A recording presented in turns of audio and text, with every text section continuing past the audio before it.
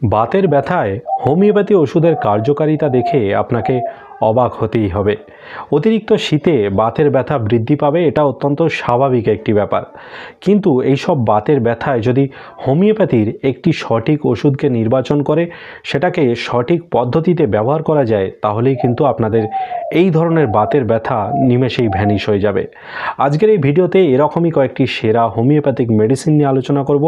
এইসব মেডিসিনগুলির মধ্যে যে কোনো একটি হোমিওপ্যাথিক মেডিসিনকে আপনার বাতের লক্ষণ অনুসারে যদি সঠিক পদ্ধতিতে ব্যবহার করতে পারেন, তাহলেই আপনাদের এই ধরনের বাতের ব্যথা কিন্তু নিমেষেই কমে যাবে। তাহলে চলুন বেশি না দেরি করে ভিডিওটি শুরু করা যাক। নমস্কার, আমি ডাক্তার মানবেন্দ্র মণ্ডল হ্যালো হোমিওপ্যাথি ইউটিউব চ্যানেলে আপনাদের সকলকে স্বাগত জানাচ্ছি।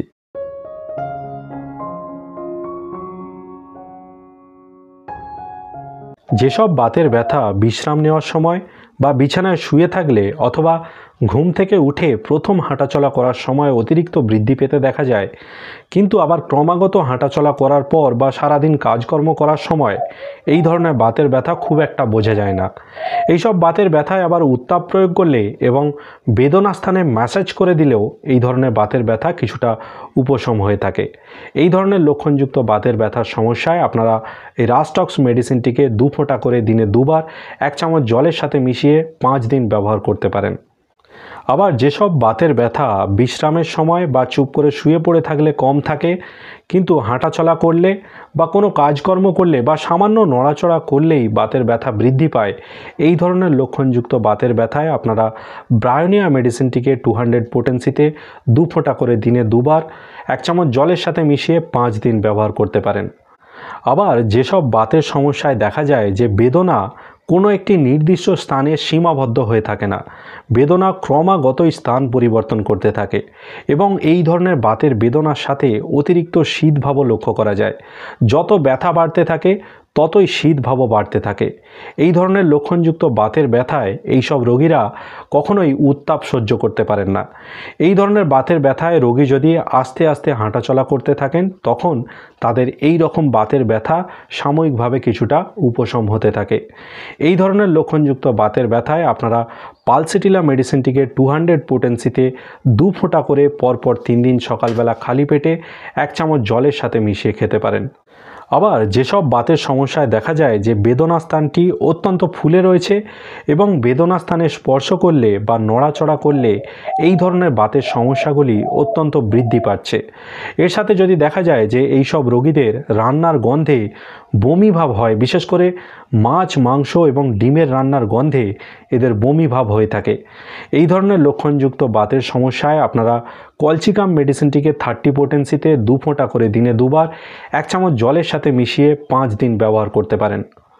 আবার যেসব আংশিক বা স্থানীয় বাতের বেদনায় পেশিগুলি অত্যন্ত সংকুচিত হয়ে প্যারালাইসিসের মতো অবস্থার সৃষ্টি করে থাকে, এইসব রোগীরা বর্ষাকালে বা স্যাঁতস্যাঁতে আবহাওয়াতে বেশ ভালোই থাকেন, কিন্তু শীতকাল এলেই এদের এই ধরনের বাতের সমস্যা সবচেয়ে বেশি বৃদ্ধি পেতে দেখা যায়।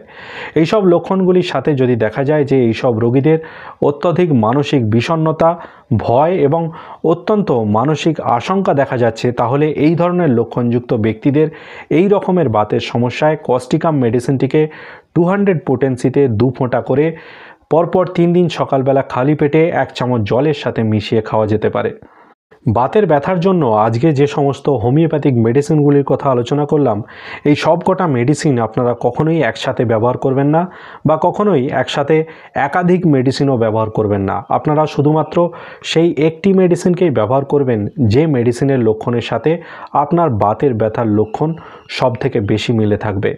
কিন্তু যে কোনো হোমিওপ্যাথিক মেডিসিন ব্যবহার করার আগে অবশ্যই আপনাদের কাছাকাছি কোনো হোমিওপ্যাথি চিকিৎসকের সাথে একবার পরামর্শ করে নেবেন, অথবা আপনারা চাইলে আমার সাথেও সরাসরি পরামর্শ করতে পারেন। এই মুহূর্তে যে হোয়াটসঅ্যাপ নম্বরটি আপনারা স্ক্রিনে দেখতে পাচ্ছেন, এই হোয়াটসঅ্যাপ নম্বরে সরাসরি যোগাযোগ করে আপনারা আমার থেকেও পরামর্শ নিতে পারেন অথবা আমার থেকে চিকিৎসাও নিতে পারেন। বাতের ব্যথার সমস্যার জন্য আজকের এই ভিডিওটি আপনাদের কেমন লাগলো অবশ্যই আপনারা কমেন্ট বক্সে কমেন্ট করে জানাবেন, এবং যদি আপনারা এই চ্যানেলে সম্পূর্ণ নতুন হয়ে থাকেন তাহলে অবশ্যই চ্যানেলটিকে সাবস্ক্রাইব করে রাখবেন, অথবা আপনারা যদি ফেসবুক থেকে বা ইনস্টাগ্রাম থেকে এই ভিডিওটি দেখে থাকেন তাহলে অবশ্যই এই চ্যানেলটিকে ফলো করে রাখবেন। আজকের এই ভিডিওটি এইখানেই শেষ করলাম। পরবর্তীকালে আবারও এরকম একটি নতুন এবং গুরুত্বপূর্ণ ভিডিও নিয়ে আপনাদের সামনে আমি উপস্থিত হব। ততদিন সবাই সুস্থ থাকবেন, ভালো থাকবেন, নিয়মিত শরীরচর্চা করবেন। ধন্যবাদ।